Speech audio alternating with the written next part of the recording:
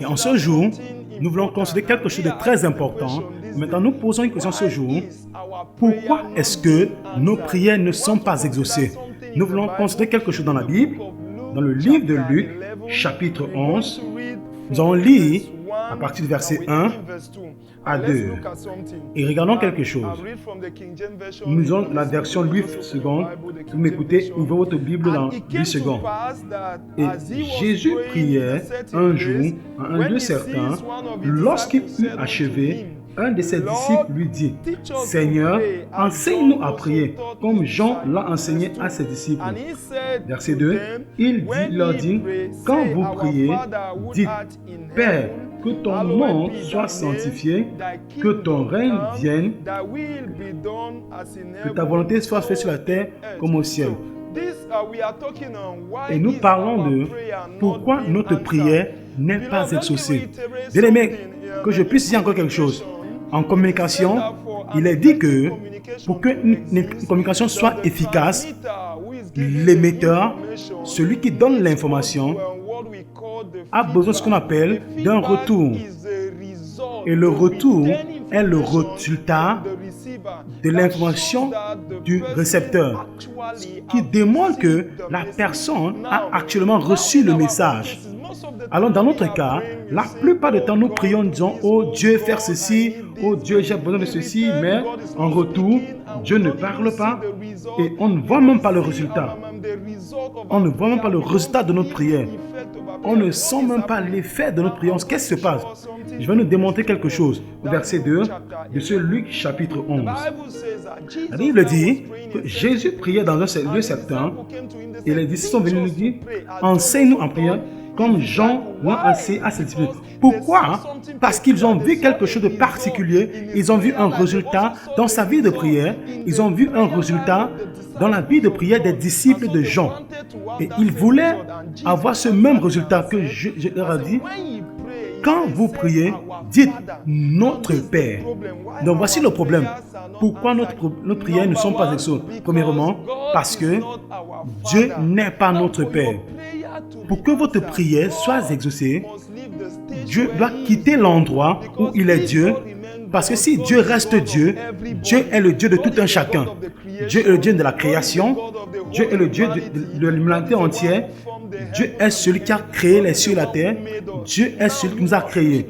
Maintenant, on doit quitter cet endroit où Dieu n'est plus Dieu envers nous, mais Dieu devient notre Père. Maintenant, cela implique une relation personnelle entre vous et Dieu.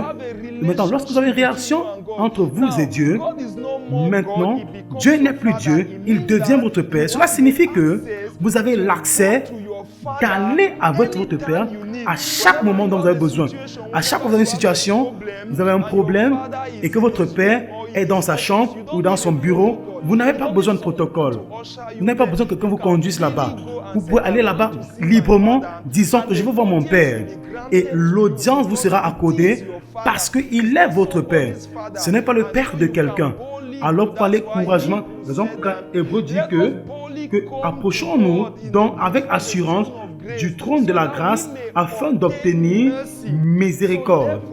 Donc alors, votre prière, si votre prière a besoin d'un résultat, vous avez besoin d'une réponse à votre prière, vous devez parvenir à cet endroit où Dieu devient votre Père. Alors, que je lance un appel ce jour, peut-être vous avez apparti à l'école, vous faites toutes les gymnastiques appelées prières, et vous vous sentez découragé, vous vous sentez à abandonner, et parfois vous posez cette question, est-ce que Dieu m'écoute même? Et peut-être vous pouvez parvenir à un lieu où vous concluez que Dieu n'exauce pas les prières. Mais j'aimerais vous dire que Dieu exauce la prière. Raison pour laquelle l'appel est fait en ce jour. Est-ce que vous voulez faire de Dieu votre Père, au lieu que Dieu soit Dieu envers vous? Rendre Dieu votre Père signifie que vous avez une relation personnelle avec lui. Maintenant, si vous voulez faire de Dieu votre Père, n'importe où vous trouvez, et vous écoutez, je ne sais pas les moyens par lesquels vous utilisez pour écouter. Vous voulez dire, Seigneur, j'aimerais être ton fils, afin que tu sois mon Père. J'aimerais que vous répétez après moi. Élevez la main droite et placez votre main gauche sur votre poitrine pendant que vous répétez cette prière après moi. Dis, Seigneur Jésus, Je te remercie pour ta parole. Merci pour l'éclaircissement que tu m'as apporté en ce jour. Seigneur Jésus, j'aimerais faire de toi mon Père. J'aimerais devenir ton Fils. Et je prie que toi, entrant dans mon cœur, que tu ôtes toute barrière,